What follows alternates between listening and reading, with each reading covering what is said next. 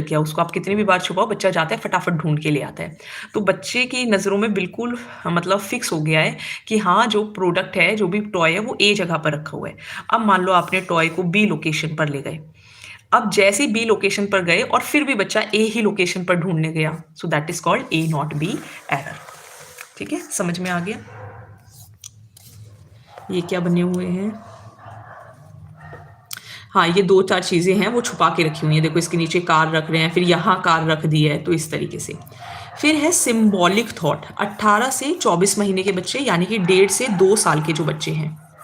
यहाँ पे जो टोल्डर्स हैं वो सिंबॉलिक थॉट यानी कि वर्ड्स और जेस्चर्स को यूज़ करते हैं टू रिप्रेजेंट ऑब्जेक्ट्स और पीपल। जैसे calling out milk to request a drink, जैसे बच्चे को भूख लगती है तो बच्चा बोलता है मुझे दूध पीना है, मुझे दूध पीना है। तो इसका मतलब बच्चा थोड़ा थोड़ा बोलना शुरू कर देता है, सिंबॉलिक थॉट जिसे बोलते हैं। ठीक है, कि दे यूजिंग वर्ड्स वर्ड्स और जेस्चर्स यूज़ करना शुरू कर देते हैं। सो ये कौन सी स्टेज थी? सेंसरी ऑपरेशनल स्टेज थी, SPCF यानी कि 0 to 2 ईयर्स में। अब आएगी pre operational stage. Pre operational stage मतलब 2 to 7 ईयर्स, जब बच्चा 2 से 7 साल तक का है, यानी कि नर्सरी, LKG, UKG और फर्स्ट के जो बच्चे होते हैं, बहुत छोटे छोटे जो बच्चे होते हैं। तो देखिए यहाँ पे बच्चे ने, अच्छा 2 to 7 ईयर्स में नर्सरी में नहीं आता, 3 to 7 ईयर्स में आता है, तो अभी घर पे भी है, प्ले ग्रुप में भी है। ठीक है, प्ले ग्रुप से लेके फर्स्ट तक के बच्चों को ले लेते हैं।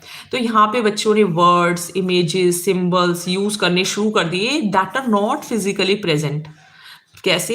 देखो बच्चे इमेजिन कर रहे हैं, यहाँ पे इमेजिनेटिव प्ले कर रहे हैं। अब उनका लैंग्वेज ज़्यादा डेवलप हो गया है, बच्चे की थिंकिंग जो है अब है तो लिमिटेड, लेकिन कभी कभी इलॉजिकली भी कंपेयर करते हैं वो ओल्डर चिल्ड्रन से या फिर उनसे। कैसे? देखो ये आपको दिखाई दे रहा है सिंबॉलिक प्ले एंड लैंग्वेज, कि जो बच्ची है वो डॉक्टर बन रही है और देखो इसका ट्रीटमेंट कर रही है, वो इसका चेकअप कर रही है। तो यहाँ पे इस एज में बच्चे प्ले, मेक बिलीव, बॉक्स को, जैसे बॉक्स को ही कार बना लिया कि ये मेरी गाड़ी है ना, ये मेरी गाड़ी है, मैं गाड़ी चला रहा हूँ, तो बॉक्स को ही गाड़ी बना लिया, बॉक्स को ही घुमा रहे हैं इधर से उधर।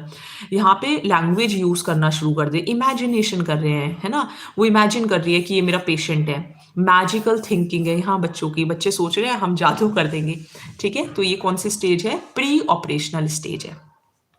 डेफर्ड इमिटेशन, डेफर्ड इमिटेशन का मतलब बिहेवियर इमिटेट करते हैं, जैसे इस तरीके के बच्चे, अच्छा मम्मी की तरह कोशिश करेंगे करने की, पापा की तरह कोशिश करेंगे कि पापा ऐसे बाल भाते हैं, पापा ऐसे चलते हैं, तो इस तरीके का इमिटेशन करते हैं बच्चे 2 से 7 साल के।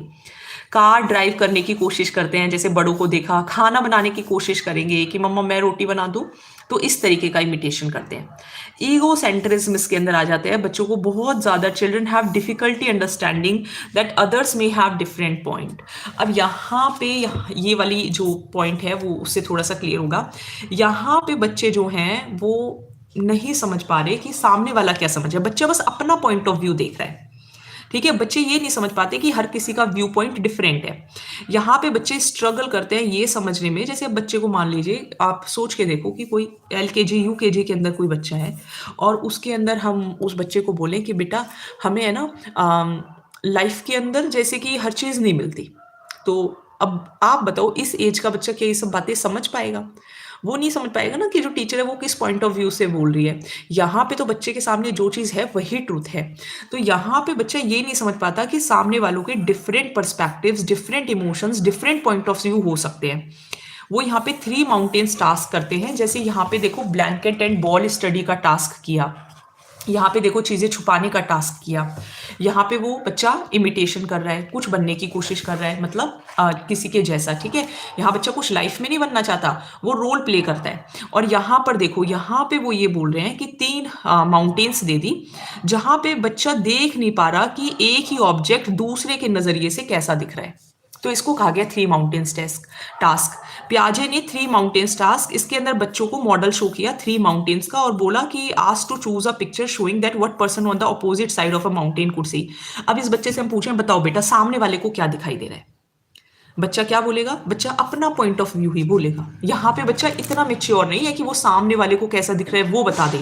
तो जो इस एज का बच्चा होता है, प्री ऑपरेशनल एज का बच्चा होता है, वो पिक्चर चूज करेगा जो उसको खुद दिखाई दे रही है, वो सामने वाले को नहीं समझ पाएगा। ठीक है, so that is called 3 mountains task. तो यहाँ पे वो ऑल्टरनेट व्यू पॉइंट को, सामने वाले के व्यू पॉइंट को अडॉप्ट नहीं कर पाता, जिसी को बोलते हैं ईगो सेंट्रिज्म।